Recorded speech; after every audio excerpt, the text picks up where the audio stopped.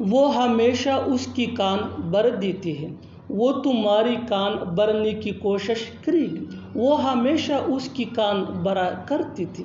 کسی کی کان بھرنا، اس کے لیے آپ کو یوز کرنا ہوگا انگلش میں پوائزن سم ونز ایئرس۔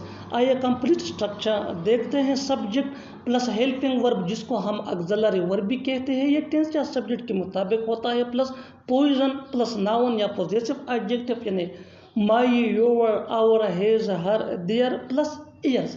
اچھی طرح سمجھنے کے لیے کچھ مثالیں دیکھتے ہیں۔ وہ ہمیشہ اس کی کان بھر دیتی ہے، she always poison her ears, she always poison her ears. Her یہ پوزیسو ایڈجیکٹو ہے۔ وہ تمہاری کان بھرنے کی کوشش کرے گی، she will try poison your ears, she will try poison your years.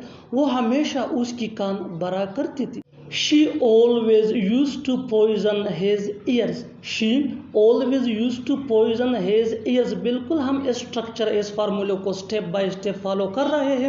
آپ بھی اس فارمولے اس اسٹرکچر کی مدد سے سیکھ سکتے ہیں، بنا سکتے ہیں۔ اس سے بہت سی جملے انگریزی زبان میں آسانی سے that can be really helpful for you۔ اچھی طرح سمجھنے کے لیے ایک اور مثال دیکھتے ہیں۔ one more example for better understanding۔ تم اس کے کان کیوں بھرتے ہو؟ تم اس کے کان کیوں بھرتے ہو؟ Why do you poison her ears؟ Why do you poison her ears؟ اور آخر میں یہ سینٹنس آپ کے لیے کامن سیشن میں اس کا جواب ضرور دینا۔ میرے کان مت بھرو، میرے کان مت بھرو۔ Subscribe to English page for more advance English sentence structure. Thanks.